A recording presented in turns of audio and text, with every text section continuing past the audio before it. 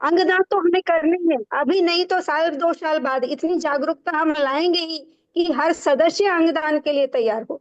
लेकिन स्वाति जी हमें ये बताएँगे कि कैसे हम अपने अंगों को सुरक्षित रखें, ताकि हम देखे जाएँ भगवान का दिया हुआ ये शरीर है, ये एक मंदिर है, इसकी साफ-सफाई, इसकी स्वच्छता, इसकी देख-रेख करना हमारा धर्म है, कर्तव्य है मनुष्य जन्म में, तो इसके लिए हमें गाइड करेंगी स्वाति जी जैन। स्वाति जी, आपका स्वागत है, अभिनंदन है। आइए। जी, सभी को हरिओम।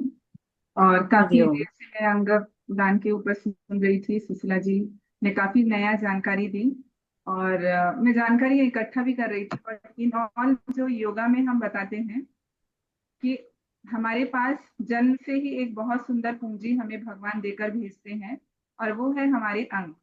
अगर हम जीवन पर्यंत इसे स्वस्थ रख सकते हैं यौगिक तरीकों के माध्यम से, तो हम खुद तो एक खुशहाल जिंदगी जीते ही हैं, साथ ही साथ हम दूसरों को भी एक खुशी वाला जिंदगी जीने का मौका दे देते हैं हमारे बाद। तो है ना अच्छी बात। तो इसे अब हम ज्यादा जानकारी लेंगे किस तरीके से हम कर सकते हैं अपने अंग प्रत्यंग को स्वस्थ। तो सभी को मेरा हरिओम। और हरिओम। सबसे पहले मैं स्टार्ट करूंगी एक प्रश्न से।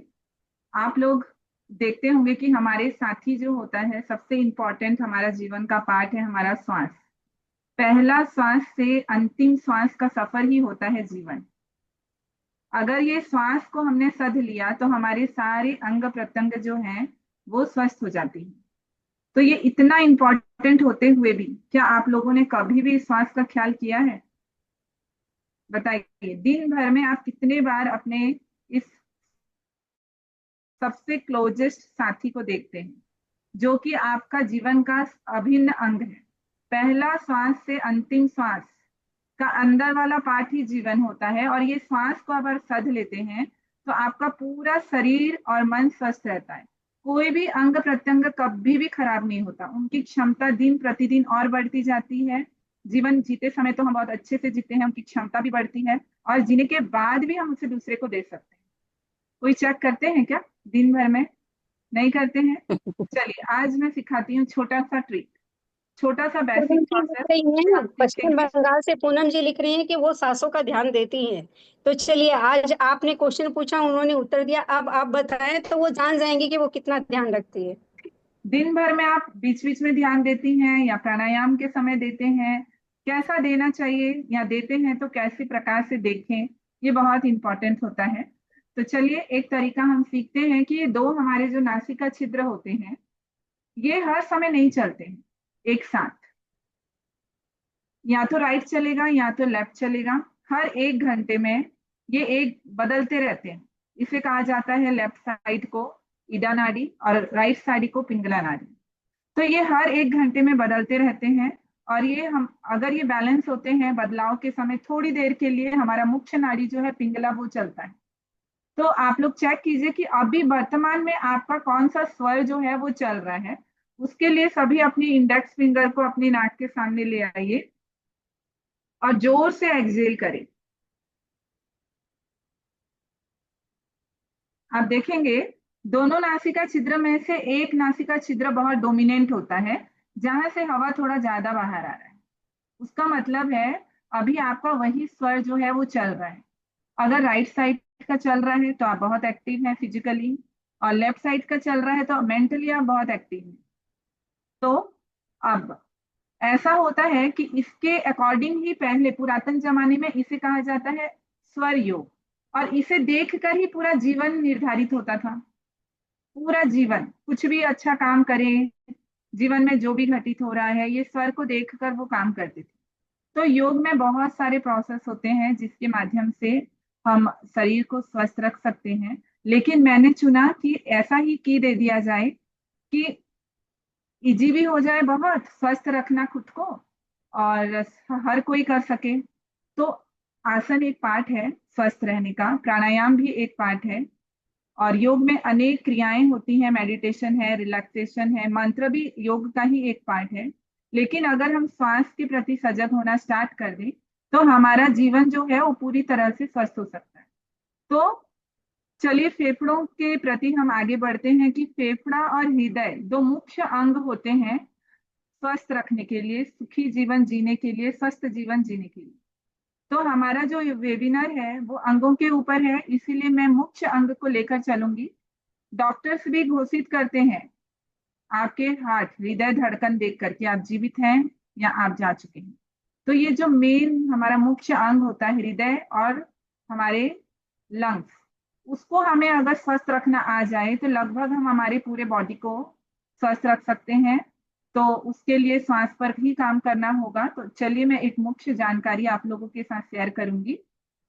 योग में कहा गया है श्वास को प्राण का संवाहक। अगर आप सही तरीके से श्वास लेना जानते हैं तो आपका शरीर में, पूरे शरीर में प्राण अच्छे से संवाहित होता है और आप स्वस्थ रहते हैं। तो इसमें हम देखेंगे कि आप एक दिन भर में कितना श्वास लेते हैं, किसी को आइडिया है? पूरे 24 घंटे में आप कितना बार श्वास ले रहे हैं और छोड़ रहे हैं, किसी को पता है? हैंड राइज कर सकते हैं। अच्छा चलिए मैं बताती हूँ। 24 घंटे में हम 21,600 बार श्वास लेते हैं और छोड़ते हैं। और 1 मिनट में अगर एक व्यक्ति 15 से 16 बार सांस लेता है और छोड़ता है तो वो हेल्दी है, स्वस्थ है। अगर आपकी सांसें छोटी हैं तो उसका मतलब है आप रुग्ण हैं, आपका हेल्थ ठीक नहीं है, जरूरत है आप अपने स्वास्थ्य को देखने के लिए। पहले जमाने में भी बोलते थे ना कि लंबी सांस तो लंबी आयु। उसका मतलब ही है अगर आपकी सांस लंबी है तो आप स्वस्थ रहेंगे। ऑक्सीजन और रोग एक साथ नहीं रह सकते शरीर में।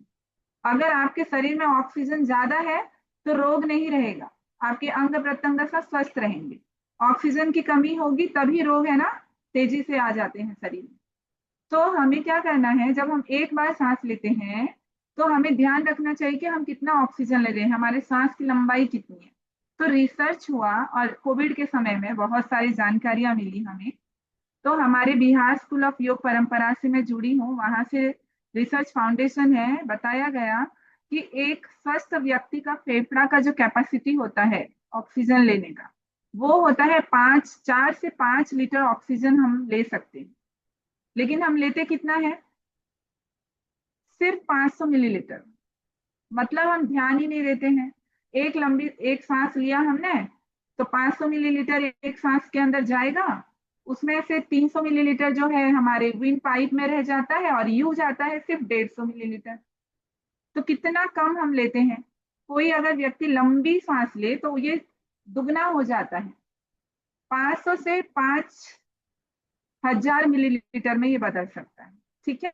तो अभी हमें कोशिश करना है कि अलग अलग यौगिक प्रक्रियाओं से सांस पे ध्यान देकर हम हमारी फेफड़ों की क्षमता को बढ़ाएं। ये बहुत जरूरी है। साथ ही साथ उससे हमारा जो हृदय है, हार्ट, वो भी स्वस्थ रह सकता है। और जितना हमारे बॉडी में ऑक्सीजन की पूर्ति होगी उतने ही हमारे सभी अंग प्रत्यंग डिटॉक्स होते हैं। सारे गंदगी वहां से बाहर निकलती है, चाहे वो किडनी हो, चाहे वो लीवर हो, इंटेस्टाइन हो, हमारे ब्लड सेल्स हो, हमारे ब्लड हो, सबको चाहिए ऑक्सीजन। या इवन हमारे शरीर में जो शक्ति पैदा होता है, हम जो खाना खाते हैं ना, जो ग्लूकोज के साथ जब तक ऑक्सीजन मिक्स नहीं होगा वो एनर्जी में भी कन्वर्ट नहीं होता है। कई लोग बोलते हैं मैं बहुत अच्छा खाना खाती हूँ लेकिन मुझे कमजोरी लगता रहता है। क्यों? क्योंकि खाना तो खा लेते हैं, ऑक्सीजन क्या पहुंचाते हैं उस वहां तक? नहीं, एक्टिविटी कम होता है, सांस लेने की क्षमता कम होती है तो कमजोरी हर समय लगता है। कई लोगों का ब्रेन का कैपेसिटी बहुत कम होता है, कारण है ऑक्सीजन की कमी। विटामिन कम हो जाते हैं बॉडी में, कारण है ऑक्सीजन की कमी। तो आसन अपने जगह पे है। कुछ ऐसे प्रैक्टिसेस हम योग में सिखाते हैं रीढ़ की हड्डी के लिए। रीढ़ की हड्डी बहुत इंपॉर्टेंट रोल निभाता है हमारे शरीर में। तो खड़े होकर हम 3 प्रक्रियाएं सिखाते हैं, ताड़ासन, तिर्यक ताड़ासन और कटी चक्रासन, जिससे कि आपका रीढ़ की हड्डी स्वस्थ रहती है। और रीढ़ की हड्डी जितनी स्वस्थ होगी आपका पूरा नर्वस सिस्टम उतना हेल्दी होता है, क्योंकि रीढ़ की हड्डी से ही आपके सभी नस नाड़ियां ब्रेन तक, पूरे शरीर तक फैलती हैं। तो इसीलिए मुख्य हमें ध्यान देना चाहिए हमारी रीढ़ की हड्डी को स्वस्थ रखने में, हृदय, फेफड़े, श्वास में। किडनी, लीवर, पेनक्रियाज, इंटेस्टाइन, जितने अंग हैं वो ऑटोमेटिक सिस्टम सभी एक दूसरे से जुड़े हुए होते हैं। हमारा शरीर एक इकाई है, उसे अलग अलग से हम बांट नहीं सकते हैं योग के अकॉर्डिंग। तो मैं लास्ट में एक स्टोरी के साथ कंक्लूड करूंगी। छोटा सा वेबिनार रखा क्योंकि हमने बहुत सारे और भी टॉपिक पे हमने बात किया पहले। तो उपनिषदों में एक बहुत अच्छी कथा आती है जानने के लिए कि अंग प्रत्यंग इंपॉर्टेंट है, कैसे स्वस्थ रह सकते हैं, और कैसे प्राण इंपॉर्टेंट है। ठीक है, वो स्टोरी के माध्यम से आप समझ जाएंगे कि का ही टॉपिक मैंने क्यों लिया अंग प्रत्यंग को स्वस्थ रखने के लिए। हमारे बॉडी में लीवर है, किडनी है, पैनक्रियाज है, और बहुत सारे छोटे छोटे अंग प्रत्यंग हैं, मुख्य के मैंने नाम ले लिया। एक दिन क्या होगा, बॉडी के अंदर फाइटिंग चलेगा, युद्ध। लीवर हार्ट बोलता है मैं बहुत इंपॉर्टेंट हूँ, अगर मैं ना रहूं तो बॉडी काम ही नहीं कर सकता, वो तो इंसान मर जाएगा। फिर लीवर बोलता है मैं ज्यादा इंपॉर्टेंट हूँ, अगर मैं ना रहूं तो शरीर काम नहीं करेगा। किडनी बोलता है मैं ज्यादा इंपॉर्टेंट हूँ, अगर मैं ना रहूं तो कैसे बॉडी काम करेगा। इसी प्रकार से हर कोई एक दूसरे के साथ फाइट कर रहा है। तो प्राण जो है शरीर में, वो देख रहा है सभी चीजों को और सोच रहा है कि सब बोल रहे हैं कि मैं इंपॉर्टेंट हूँ, ये इंपॉर्टेंट है, चलिए अब दिखा देते हैं चुटकिला। और धीरे से वो खिसकना स्टार्ट किया प्राण। ठीक है, जितने अंग है ना मृतवत हो गए, किसी का कोई यूज ही नहीं है। तो फिर प्राण ने बताया, अब समझ आया कौन इंपॉर्टेंट है शरीर में, कौन इंपॉर्टेंट है अब समझ में आया। लीवर, किडनी, पैनक्रियास, हार्ट और जितने अंग प्रत्यंग हैं, आप कैसे स्वस्थ रहते हैं मेरे बदौलत। अगर आपने मुझे बढ़ाया हुआ है शरीर में, तो जीते जी तो आप सुखी जीवन जी सकते हैं। मरने के बाद भी प्राण बहुत देर तक अपने अंगों के साथ रहता है, ताकि हम दूसरे को भी उसे दे सके आराम से, और दूसरा भी उसे इस्तेमाल कर सके काफी देर तक। बोला गया है 48 मिनट तक जब शरीर से प्राण निकलता है ना, 48 मिनट तक शरीर में वो वाइब्रेशन होता है प्राण का, वो नहीं निकलता। इसीलिए डॉक्टर्स भी उसे आराम से ले जा सकते हैं और दूसरे को हम डोनेट कर सकते हैं। तो प्राण को हमें एक्सपांड करना है योगिक प्रक्रियाओं के माध्यम से। ये कोई डॉक्टर नहीं बताते हैं, ये केवल योगी ही बता सकते हैं आपके शरीर के साइंस को और प्राण के इस कहानी को, जो कि उपनिषदों में वर्णन किया गया है कितना इंपॉर्टेंट होता है। तो मैंने एक प्रयास किया किस प्रकार से हम योगिक तरीके से हमारे अंग प्रत्यंग को स्वस्थ रख सकते हैं, इनका महत्व को समझ सकते हैं, और इस जीवन को तो सुखी बनाएंगे ही, और आगे वाले जिंदगी दूसरे को भी खुशहाल हम दे सकते हैं अपने अंगों को दान करके। तो मैं मेरा जो भी इस क्षेत्र में मेरा जो भी दृष्टिकोण था मैंने आप लोगों तक पहुंचाया। लगता है मुझे कि आप लोगों को जरूर कुछ जानकारी मिला होगा और अच्छा लगा होगा। तो हम मैं और सुशीला जी ने हमने अंतर्राष्ट्रीय योग सम्मेलन में कुछ योगिक कार्यक्रमों का भी हमने प्लान किया हुआ है। आगे एक ग्रुप भी बनाया है, उसमें आगे जाकर हम अनेक योगिक प्रक्रियाएं सिखाएंगे। और एक इम्पॉर्टेंट बात मैं बोलना चाहूंगी, जो हमें हमारे गुरु से सुनने मिला, सीखने मिला। पहले पुरातन जमाने में, मतलब जब हमारे गुरुजी ने कहा कि जब उन्होंने योग चक्र 1 स्टार्ट किया 50 साल पहले, तो योगा डोर टू डोर था, मतलब लोगों को पता नहीं था योग के बारे में।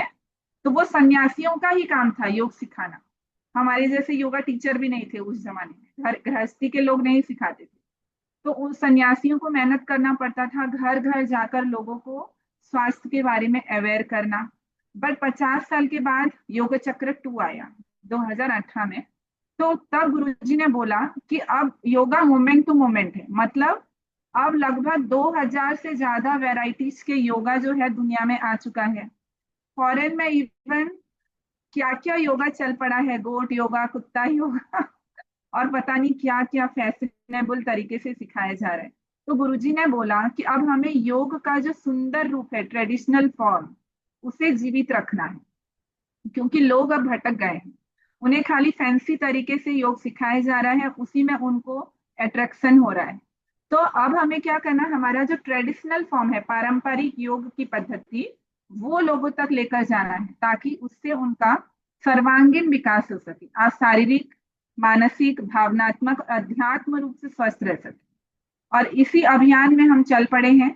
और मेरा जो ट्रेनिंग हुआ है वो भी हुआ है ट्रेडिशनल योगा टीचर ट्रेनिंग। ठीक है, तो हम बिना मिलावट के आपके पास लेकर आते हैं शुद्ध योगिक प्रक्रियाएं, जिसको आप सीखते हैं, भले वो ज्यादा आपको फैंसी ना लगे, उसमें आपको एक बार सीखने में थोड़ा मोड़ा बोरियत आ सके, क्योंकि बहुत सिंपल तरीके से हम और ट्रेडिशनल पुरातन ढंग से सिखाते हैं, लेकिन उसका जो असर है बहुत ही फायदेमंद होता है ये, आपके मन के लिए, आपके शरीर के लिए और आपके आत्मा के लिए। तो जरूर हमारे साथ जुड़िए और हम जो तरीके से आपको योग सिखा रहे हैं उसे सीखिए खुद भी, और दूसरों को भी प्रचार प्रसार करने में हमें मदद कीजिए। तो मैं मेरा यहीं पर विराम देती हूँ। हरिओम।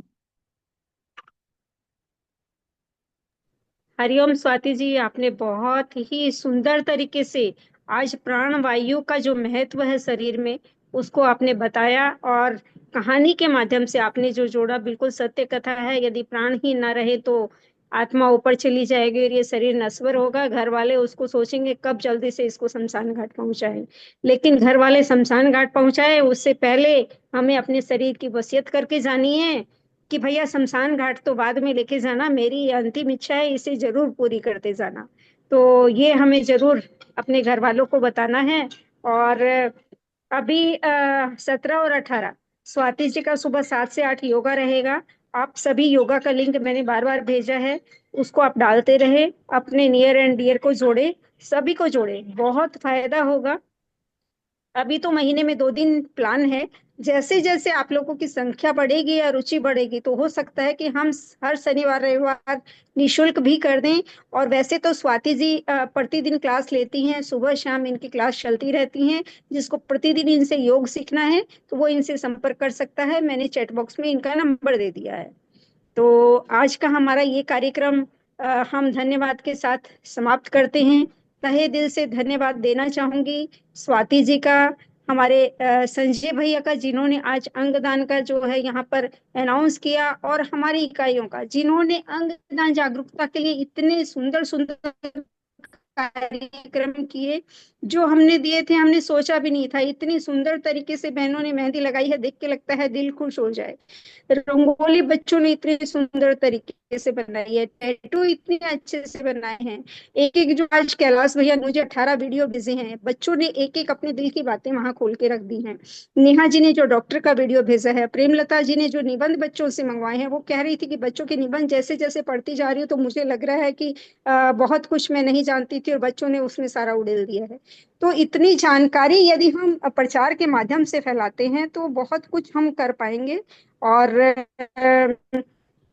तहे दिल से धन्यवाद देते हैं आज हमारे दर्शकों का जो यहाँ पर जुड़े हैं। उम्मीद करते हैं आज जितने आए हैं अगले कार्यक्रम में वो अपने साथ 4 करेंगे। और जब हमारी योगा क्लास शुरुआत की हो तो हम ये सोचे कि 100 का जूम लिंक फुल हो जाना चाहिए, यूट्यूब पर लोग चले जाएं। ये हमारी दिली इच्छा है और प्रयास हमारा यही रहेगा। लेकिन यदि आप सबने साथ दिया प्रचार प्रसार में, इस योग के प्रचार प्रसार में, अंगों के सहयोग, दान में सहयोग के लिए, तो हम इस कार्य को बखूबी कर पाएंगे। अकेला चना भार नहीं फोड़ सकता, लेकिन यदि 5 उंगलियां मिले तो मुट्ठी बनती है, और सब मिलके बहुत अच्छे से कार्य कर सकते हैं। वो तहे दिल से जाने अनजाने जिसने भी आज इस कार्यक्रम में हमारा सहयोग दिया, मेरी को चेयरमैन पूनम जी जिसने कंधे से कंधा मिला के इस कार्यक्रम की परियोजना को तैयार किया, और किस किस ने क्या क्या कार्य किए, किसको क्या पुरस्कार मिलने चाहिए, किसके कार्य कितने यूजफुल थे और कितने दिलों से किए। मतलब जो एक अभी रक्षाबंधन गया उसमें भी अंगदान के स्टिकर लगा लगा के राखियां बनाई गई और सैनिक भाइयों को उनको पहनाया गया। जब सैनिक की छावनी में हम गए सीआरपीएफ में तो उन्होंने कहा कि दीदी आप आज आपके साथ अंगदान की चर्चा हो रही है, लेकिन जब हमारी भर्ती ली जाती है तो हमें अंगदान का फॉर्म भराया जाता है। हमें इतना नॉलेज नहीं था कि ये अंगदान के फॉर्म भरवाने का मतलब क्या है। पर जब आज आपने समझाया कि अंगदान क्यों करना जरूरी है और हम क्या क्या अंगदान कर सकते हैं, तो हम भी जो हमने फॉर्म भरा उस पर हम गर्व महसूस करते हैं। तो ये सारी चीजें हम हमारी महिला समिति में तो बहनें छोटे से छोटा भी कोई माध्यम नहीं छोड़ती हैं कि जहां अंगदान का प्रचार किया जाए। तो उम्मीद करती हूँ हम सब इसी तरह लगे रहेंगे और लोगों को जागरूक करते रहेंगे हमारे देश हित में, जो कि बहुत जरूरी है। हमारे जो भाई अंगों के लिए तरस रहे हैं, मृत्यु के कगार पर पहुंच रहे हैं, उनके लिए यदि हम कुछ भी कर जाएं तो अति उत्तम होगा। मैं तो भगवान से नित्य यही प्रार्थना करती हूँ कि भगवान मुझे लास्ट में तुम मस्तिष्क मृत्यु दे देना और मेरे अंग जो काम आ सकते हैं इस दुनिया में रख लेना। तो यही चाहूंगी कि सभी इस और अग्रसर हों और प्रचार प्रसार के लिए आगे बढ़े। सभी का तहे दिल से बहुत बहुत बहुत धन्यवाद। बहुत बहुत धन्यवाद सुशीला जी, आपने हमें इस लायक